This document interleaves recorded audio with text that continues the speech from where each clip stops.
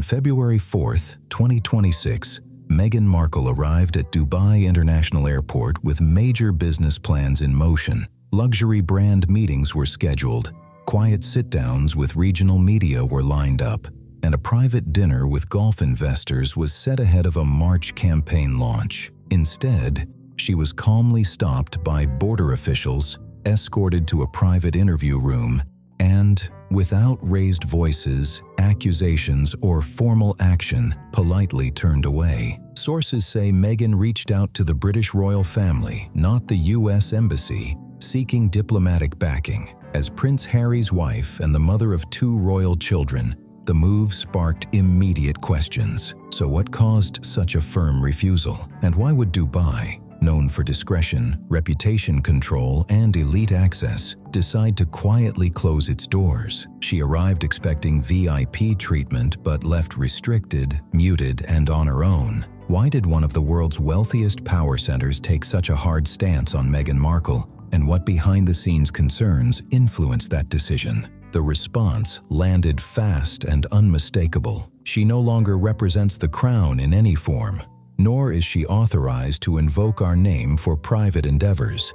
Issued on February 5, 2026, through Buckingham Palace under Prince William's authority, the statement sent shockwaves across global headlines. This wasn't gossip or speculation. For the first time in modern royal history, a senior royal figure formally and publicly distanced the institution from Meghan Markle. The message wasn't vague or indirect. It was released through official global channels, leaving zero room for spin or reinterpretation. Her Grace's current activities, travel, and affiliations are not coordinated with or endorsed by the royal household. That sharp clarification made headlines fast. UK diplomatic channels, officials stressed, are governed strictly by Her Majesty's government and accredited consular authorities, not by marriage, past titles, or media attention. So what caused such a direct and unusually firm pushback just days ago? Meghan Markle, former Duchess of Sussex, now a distant royal connection and increasingly scrutinized public figure, was quietly refused entry at Dubai International Airport. Insiders say she arrived for what was framed as a private branding visit. According to regional observers, Meghan attempted to sidestep standard consular procedures by referencing her previous ties to the British royal family. Instead of contacting the U.S. consulate, where she remains a citizen, she reportedly reached for royal-linked channels, citing her marriage to Prince Harry and her role as the mother of Prince Archie and Princess Lilibet, a naming convention long debated and now largely symbolic in official terms. That strategy didn't land the way she expected. On February 4th, Meghan arrived on a commercial private class flight, anticipating, according to sources close to her circle, a smooth arrival, discreet handling, and a seamless step into a March promotional rollout. She looked the part. Her team was prepped for silence, and a rumored Lilibet Luxe lifestyle concept was said to be quietly developing.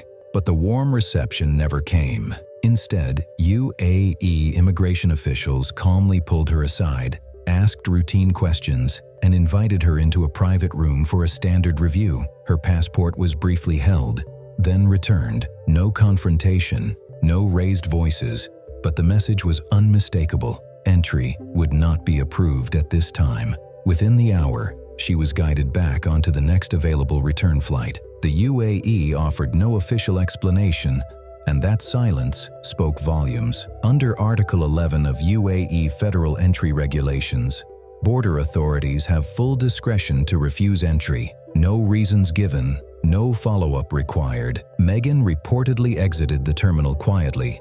No photos, no press rush, no public remarks. But the real storm didn't start with the refusal. It started with what happened next. Sources close to the situation say Meghan reached out to British diplomatic contacts, not American ones, seeking royal-level support.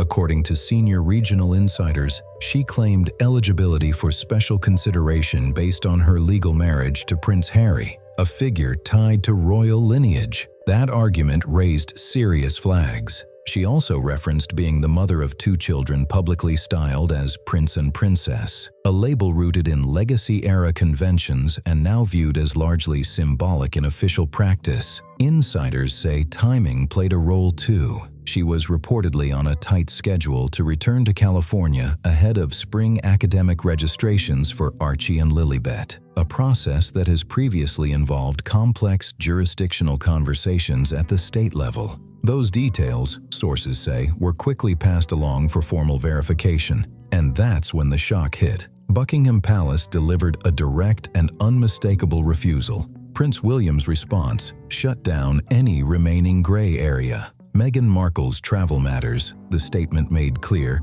fall strictly under standard consular oversight, not royal involvement. This wasn't a routine brush-off. It marked a clean diplomatic cut. The message was blunt. Neither Meghan nor Prince Harry represents the crown in any capacity. With that, Prince William confirmed what insiders had quietly acknowledged for years. This chapter was officially closed. Meghan Markle is now being treated as a private individual, fully outside the royal inner circle, not just socially but officially.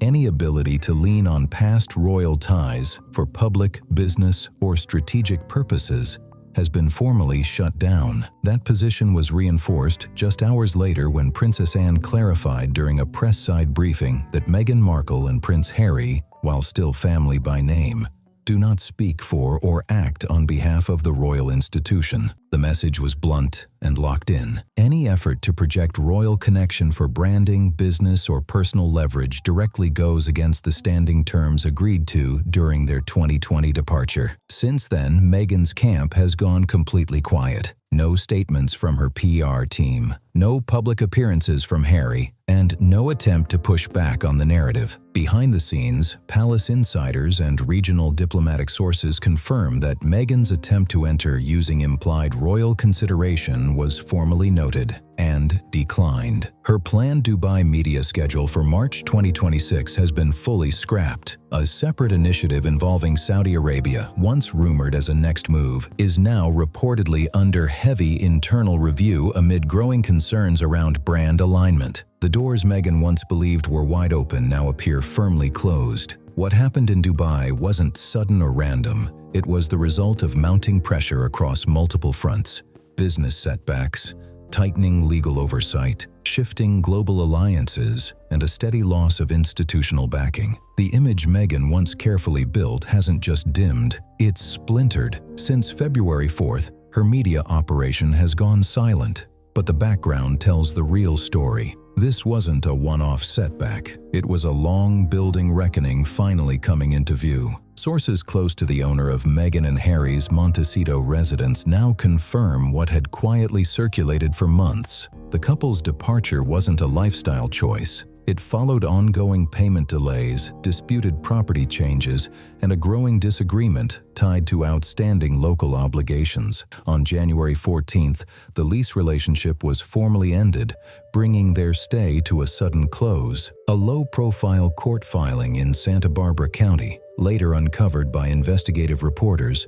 lists the final action as a non-renewal of a private lease due to contractual use concerns. The process moved fast and stayed discreet, a sharp contrast to the glossy, headline-heavy image once linked to their California chapter. Then came the business setbacks. The once-celebrated Spotify partnership, reportedly valued near $25 million, was wrapped up in late 2025, amid concerns over limited output, soft engagement, and repeated creative control disputes. Not long after, Netflix followed suit. What began as a massive 9-figure content vision has since narrowed into a minimal holding arrangement, with insiders pointing to underwhelming performance and growing brand caution. By January 2026, Netflix reportedly chose not to extend the Sussex development deal. At the same time, the Archewell Foundation, once positioned as the centerpiece of Meghan's post-royal plans,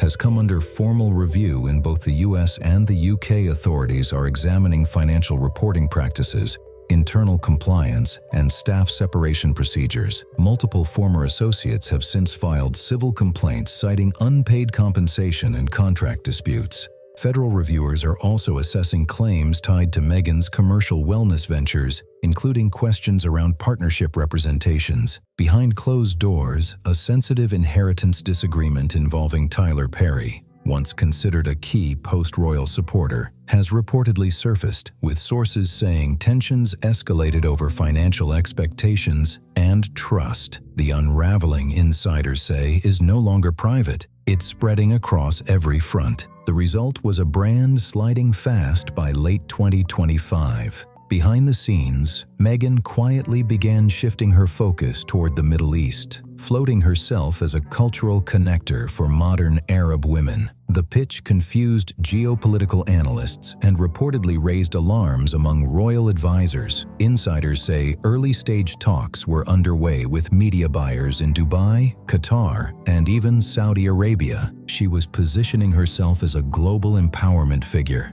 The plan included a wellness meets luxury rollout backed by a reality-style documentary series. The concept followed her journey from royal outsider to independent business leader. Internally, the project was nicknamed Lilibet Rising, but that entire vision has now stalled completely. Dubai's refusal changed everything. The setback effectively cooled momentum across the Gulf. Saudi-linked discussions were reportedly paused, with insiders citing concerns around international exposure issues and unpredictable public optics. Opinion pieces in regional outlets across Kuwait and Bahrain soon followed, cautioning against importing Western fame figures with unresolved global controversies. What once looked like Meghan's next big opening turned icy in the weeks leading up to the Dubai moment.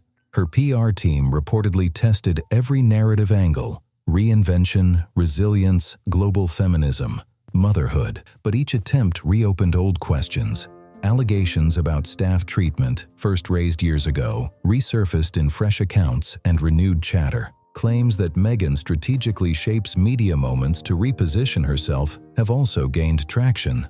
A Netflix segment centered on a deeply personal family experience drew criticism for being overly performative rather than authentic. Long whispered questions around private donor involvement, early family narratives, and unclear business structures continue to circulate quietly in elite circles, leaving the rebrand stuck with more questions than answers. Questions over whether Meghan's projects are truly charitable or quietly profit-focused have pushed international regulators to flag her ventures as hybrid risk entities. One Middle East diplomat summed it up bluntly: "She's too well known to overlook and too unpredictable to fully embrace." While the public was shocked by her quiet turnback in Dubai, regional diplomatic insiders were not surprised at all. This decision wasn't rushed or emotional. It followed calculated review under Emirati law, image protection priorities, and high-level diplomatic signaling. Sources say many of those conversations didn't start in Washington, but much closer to Windsor. From Dubai's perspective, the call was simple.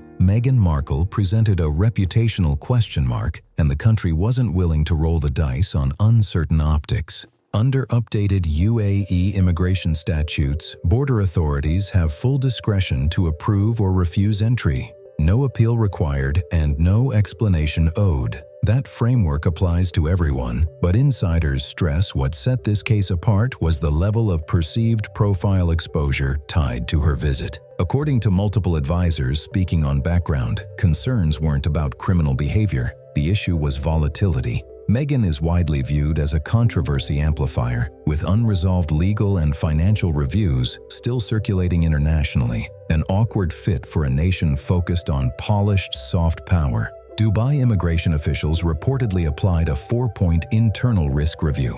Ongoing regulatory examinations in the US and UK, questions surrounding charitable reporting, disputed transfers involving high-profile donors, and complex cross-border tax visibility all stacked up fast. Under international cooperation frameworks, those markers alone can justify a firm no-entry decision. And this time, every box lit up. Even without any formal charges, Meghan's public image volatility weighed heavily. Globally, she's viewed as a media disruptor, often accused of staging headline moments, reshaping timelines, and leaning into sympathy-driven narratives to regain control of the spotlight. Emirati officials reportedly reviewed recent viral threads on X, formerly Twitter, documenting dozens of moments where critics claim emotion-forward storytelling was used as leverage. A Gulf media advisor put it plainly, "This isn't about personal truth. It's about regional stability." Concerns also surfaced around workplace patterns. Former Archewell-linked staff members have publicly described abrupt dismissals, missing compensation, tense work environments, and shifting directives allegedly coming directly from Meghan. In the Gulf, leadership credibility and honor-based management mattered deeply, and those reports raised alarms. There were also procedural issues. Meghan reportedly did not apply using the appropriate media or business visa categories. Officials say planned meetings with luxury brands and digital production teams were not fully disclosed. Entry was described as personal in nature, a framing authorities later viewed as incomplete and potentially misleading, an issue taken seriously under UAE protocols. Most striking of all were quiet diplomatic signals. Emirati officials reportedly received private guidance from UK counterparts, clarifying one key point: no royal backing would be involved. According to sources familiar with royal state relations, Buckingham Palace did not request refusal, but clearly stated there would be zero institutional support. That clarification alone raised eyebrows. As one regional advisor noted, "If her former family isn't standing behind her, why should we?" Documents reportedly show palace representatives contacted the UAE Ministry of Foreign Affairs as early as February 2nd, stressing that Meghan should not be treated as a diplomatic figure, surname included. The communication was said to be approved by Prince William himself, now playing an expanded coordinating role in global crown relations amid King Charles's reduced public schedule. The royal household moved decisively, formally separating itself from the private actions and intentions of the Duchess of Sussex. Her activities, the internal memo stressed, do not align with crown priorities or objectives. In a rare parallel step, Princess Anne, long regarded as the monarchy's straight-shooting enforcer, issued her own clarification to Commonwealth observers and diplomatic partners. The message was firm and unmistakable. Meghan Markle and her husband, Anne, stated, "Do not act on behalf of the Crown, the monarchy, or the United Kingdom. Any attempt to link their actions to the institution is speculative and legally unsupported." She further warned against the use of royal titles for business gain, implied product backing, media ventures, or unapproved use of family connections in international dealings. Observers viewed the move as preemptive and strategic. It was widely interpreted as a direct effort to shut down rumors that Meghan planned to repackage her royal storyline for Gulf-based media platforms. No press conference followed, but senior Emirati sources told regional outlets off-record that Dubai is not a reset zone for troubled public figures. "We don't open doors for individuals whose fame comes wrapped in confusion, contradiction, and institutional distance," one former regional diplomat remarked. Another added that Meghan has become a symbol of brand instability, and no Gulf state wants to host the next chapter of that storyline. After the Dubai episode, attention briefly shifted toward Saudi Arabia, where Meghan was reportedly exploring residency tied to cultural outreach. Those conversations, insiders now say, have stalled indefinitely amid concerns over unmeasurable reputation exposure. As one senior policy analyst put it sharply, "She doesn't project sovereignty, she projects uncertainty." What truly stunned observers wasn't Dubai's refusal. It was that Meghan once again attempted to invoke the very institution she had publicly challenged, distanced herself from, and taken into court: the British royal family. And it was that quiet move, made at immigration desks and pushed through back-channel requests, that set off the most serious response yet from Buckingham Palace. This wasn't casual distance anymore. It became a full institutional shutdown, coordinated at the highest level by Prince William and Princess Anne. Sources say this firewall was built for one clear reason: to stop any further use or misuse of royal association. William stepping into the Dubai situation wasn't sudden at all. Insiders at Clarence House and within foreign affairs circles confirmed talks about Meghan's growing reliance on royal branding had already started well before February 4th. Her nonstop international travel, undisclosed branding links, and subtle attempts to relaunch herself as a global duchess were all flagged as image risks. But the real breaking point came when she reportedly tried to tap royal-style diplomatic consideration in Dubai, sidestepping standard U.S. consular routes. That move crossed the final line. A senior advisor close to Prince William shared that there was full agreement among top royals. Meghan, they said, cannot selectively wear the royal name overseas while rejecting responsibility and recycling the past for leverage. Enough was enough. William's statement on February 5, 2026 was short, but razor-sharp. He made it unmistakable. Meghan Markle does not represent the crown in any situation. No royal-level assistance will be extended, regardless of marriage or motherhood. Any future matters are to be handled solely through standard U.S. diplomatic channels, where she remains a private citizen with no official royal role. This wasn't a quiet nudge or a behind-the-scenes correction. It marked the first full formal disavowal since the couple's 2020 departure. For years, Meghan and Harry operated in a gray zone, still using Duke and Duchess titles, still introducing themselves with royal-flavored language at global events, and often implying that certain palace norms still applied. That ambiguity worked for a long time, but according to senior royal legal advisors, it was becoming impossible to sustain. What Prince William and Princess Anne did this week went far beyond clarification. They sealed the final exit. The last symbolic door was shut. No gradual return, no quiet re-entry, no passive tolerance. The separation is now officially defined. As one retired palace legal advisor put it, the so-called royal loophole is finished. Meghan's ability to move through elite spaces by subtly referencing her former status is now functionally and legally over. While William's statement made headlines, it was Princess Anne who handled the heavy diplomatic lifting behind the scenes. Anne, known for her steady hand and global credibility, quietly contacted UAE and Commonwealth officials to reinforce the palace's position. Letters circulated privately to Emirati diplomats and members of the Commonwealth Secretariat made it explicit. Meghan and Harry are not royal representatives. Any commercial use of royal titles is considered unauthorized and reputationally harmful. The guidance was crystal clear. No partnerships, media projects, or collaborations involving Meghan Markle should reference or suggest royal backing. The message landed hard with global partners, especially in regions like the Middle East, Southeast Asia, and Africa, where Meghan had hoped to reposition herself through philanthropic branding. One Foreign Office analyst noted that Princess Anne's intervention quietly erased the lingering myth that Meghan could ever ease her way back through soft influence. It was precise, unemotional, and final. In modern royal history, this level of public distancing is virtually unheard of.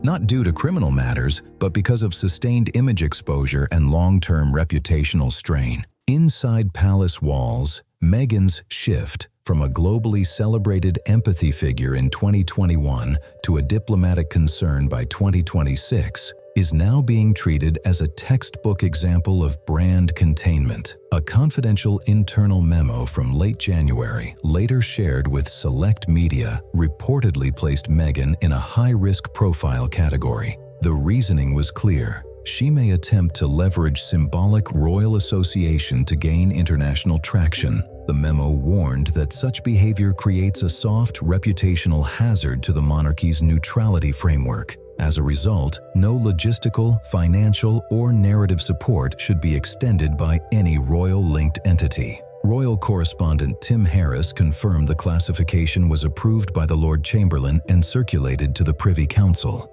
In plain terms, Meghan Markle isn't just socially sidelined, she's now strategically disconnected. So what was she thinking? Sources close to her circle say she genuinely believed Dubai would open its doors. Not just because of celebrity pull, but because of the prestige tied to her former title and the empowerment narrative she carefully built. She reportedly viewed herself as a natural bridge between Hollywood and the Gulf, tradition and modern influence. But that assumption missed a critical reality. Gulf governments prioritize stability, predictability, and risk control above all else. In the end, it wasn't hostility. It was caution that shut the door. She badly misread the depth of royal frustration built up over years of headline damage. Most of all, she assumed royal connection could be switched back on when useful. That belief has now been fully shut down by Prince William and Princess Anne, as fallout from Meghan Markle's denied entry in Dubai keeps rippling across the world stage. Those shockwaves are now hitting much closer to home. The image of Meghan and Prince Harry as an unbreakable, rule-breaking duo chasing freedom together is starting to crack. What once looked united now appears strained, publicly and privately. Multiple insiders close to the Sussex household say the Dubai episode exposed a widening rift, trust issues, clashing priorities, totally different survival plans outside royal life. Several sources claim Prince Harry was not told in advance about Meghan's Dubai trip. She allegedly traveled alone, confident she could manage the situation quietly and on her own terms. When news broke that she had been turned away, Harry was reportedly caught off guard. No warning, no briefing, no damage control plan. One palace insider put it bluntly: Harry may be married to her, but Meghan moves solo. This wasn't a family visit. It was a calculated play, and Harry wasn't looped in. The fallout didn't just bruise Harry's image.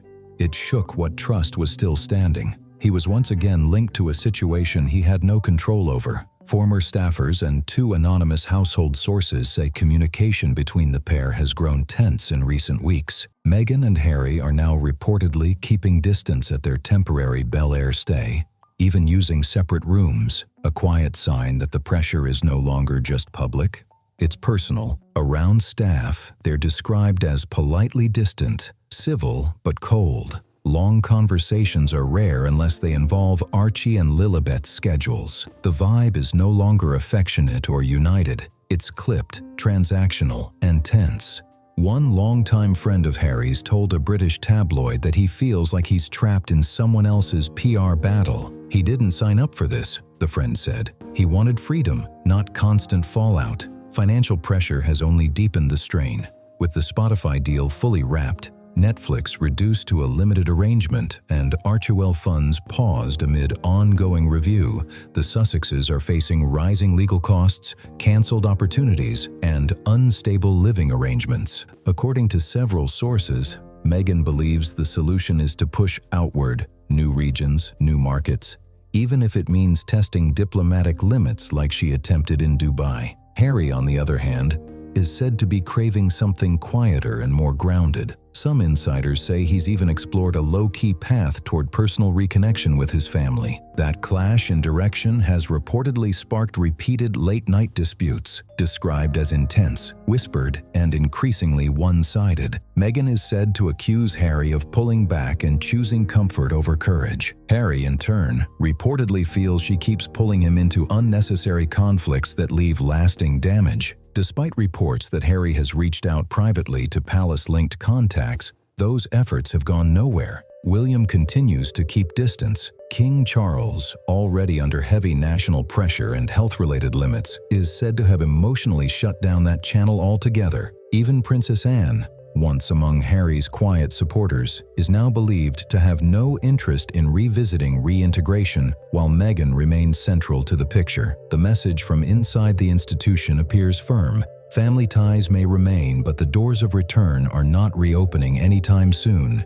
Palace source summed it up sharply. Family doesn't always mean inclusion anymore, and the Dubai fallout laid that reality bare. At its core, this moment exposed a hard truth. Harry and Meghan are no longer moving in sync. Meghan is still chasing a global stage, hunting for new partnerships, and reframing setbacks as resilience. Harry, meanwhile, is described as worn down, disenchanted, and quietly longing for the structure and even the discipline of royal life. Observers point to one telling shift. Harry has stopped publicly defending Meghan. No statement on Dubai, no comments on cancelled media projects, no strategic leaks. His silence isn't being read as loyalty. It's being read as distance. One former palace official put it bluntly, "Harry once wanted out of the palace. Now he wants out of the chaos." Once celebrated as a symbol of modern reinvention, Meghan Markle now sits at the center of a global reckoning.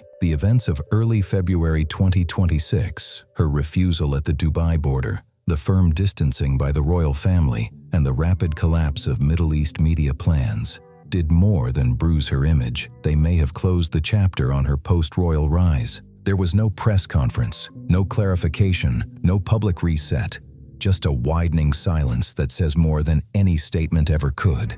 The Sussex era launched in 2020 with bold promises: financial independence, global impact, and a new kind of influence. 6 years later, the contrast is sharp. Spotify ended its partnership after one underwhelming podcast run. Netflix quietly stepped back from development plans in January, and their flagship nonprofit, Archewell, is now under formal review across multiple jurisdictions. The gap between ambition and reality has never looked wider. Their Montecito home slipped away under mounting legal and financial pressure, and with it went the last illusion of stability. Their image has flipped. From inspirational to polarizing, from hopeful to cautionary. Dubai was supposed to be the reset, a market overflowing with capital, luxury reach, and hunger for global names. Instead, it delivered a final verdict. As one Gulf state editor put it bluntly, "Even billion-dollar kingdoms don't bet on chaos." She doesn't carry mystique anymore.